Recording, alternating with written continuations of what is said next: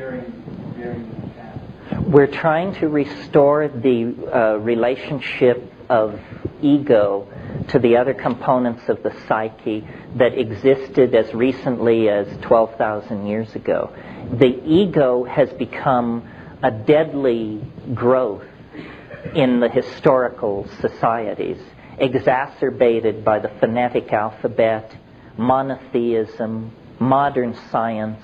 This is like you're getting sicker and sicker and sicker as you lay these things on. And so the idea is that if we could restore the original diminished role of the ego that it had for that period, however long it was, that we could begin to solve our problems. Because the problems which face us, put very simply, are going to demand sacrifice. And sacrifice is what the ego doesn't want to hear about. I mean, when you go to somebody and say, look, to save this planet, we're going to have to redistribute income radically. That means everybody in this room is going to have less. We're going to have to honor a whole bunch of cultural positions that we previously just were going to bulldoze over, and so forth and so on. So it's the diminishing of ego by any means necessary that lies to getting any grip on our problems. I mean, if we continue as we are, I think we have probably less than 30 years before life is irreconcilably screwed up. You know, nobody believes that the future is rosy and wonderful. I mean, if you go to the people at the World Bank and the IMF and these people who are straight, you know, suits, all of them, they have a set of curves which would stand your hair on end. When they propagate the curve of population, the curve of toxification of the environment, the curve related to the ozone hole disappearing, you see, you know, it's finished in sometime in the next 50 years. They don't talk about this because they don't want to panic the vast numbers of people who just go to work and raise their kids and pray somebody smarter is doing something about all this. But they don't believe there is any kind of normal future. And I don't either. I think we're going to, that it's business as usual is not on the menu, folks. We're either going to go into an era of immense resource scarcity, regimentation, governmental interference in our lives, tremendous propagandistic efforts to make us do one thing or another, or we're going to pull the plug on scientism and its stooges and the institutions which feed it. Capitalism is an interesting problem, more easily discussed now that communism is out of the picture. Capitalism is as anti-human a philosophy as you can possibly conceive, because at this very moment we should be consuming less, manufacturing less, selling less, transporting less. And what's the battle cry? Free trade everywhere. What does free trade mean?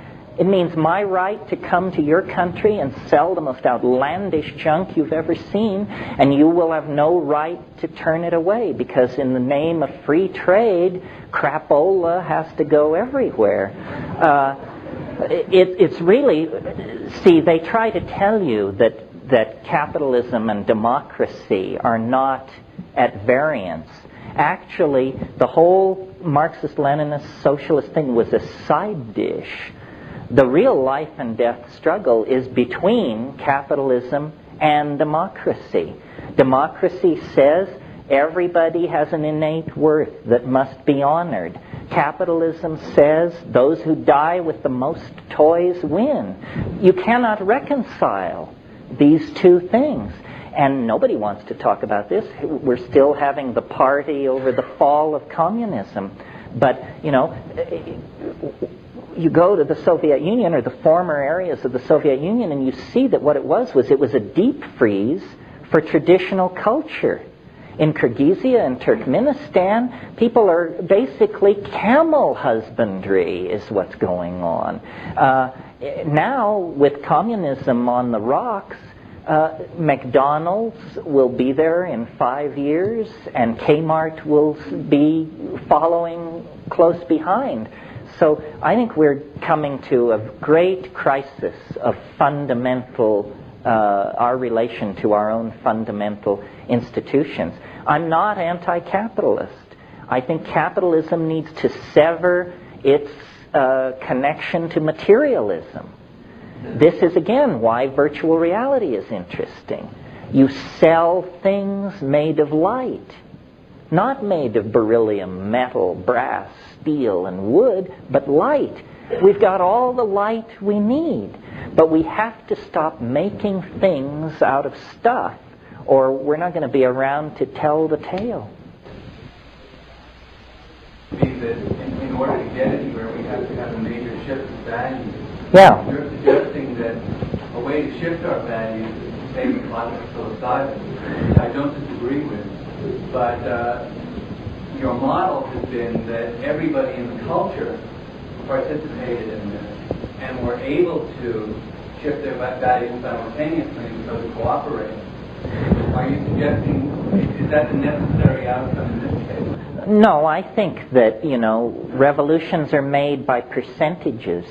If 15 or 20% changed, then the example would spread. You see, we are not, psilocybin is the easy way to awaken. Take a psychedelic plant and have an experience and get your act together. But the future is full of sledgehammers. It's not going to end with a whimper. It's going to end with a series of thuds and bangs. It could begin almost any time. I mean, we could get a hot, muggy day in Mexico City this summer, and 1 million people would die. This thing in Los Angeles is a wake-up call. It is going to get uglier and more chaotic and more crazy. There is going to be more starvation, more fascism, more dictatorship. Unless we do something, until we do something. And how bad is it going to have to get before people say, we're doing something wrong? People dance on the Russians, but you've got to admire people who have the guts to say, we did it entirely wrong, 100%. I mean, can you imagine in this country being able to it may be coming. It may be coming. This character from Austin is a peculiar item in the mix. I for years had a fantasy speech, which I always imagined that I would somehow end up giving, but it's the speech where you say, my fellow Americans, you have been lied to, screwed and abused by these two criminal parties for 100 years. And your only hope is to overthrow the Republicrats and create a decent world to live in. Well, no Republican can make that speech. No Democrat can make that speech and be credible. It has to be somebody who wasn't in bed with either of those forces. So I'm not at all pleased by who apparently will bear the mantle. But on the other hand, if change is what we need, then it's probably not going to be a candidate that you and I can embrace. It's going to be some oddball. So, we have to recognize it when we see it coming. Yeah. A couple of things. First of all, it seems to me, in an attempt to place the spatial or temporal context which implicit experience, you have to realize what the functions are that go into that. We don't even know what this is. No, we don't know what it is. Try to place it into a temporal spatial mode. And it seems to me that it serves us better to leave the question open and have the experience, and let the experience tell us what it's about and where we need to go. Yeah, the great thing about it is it can talk. Secondly, I'd like to ask a question about time wave zero. Good for you.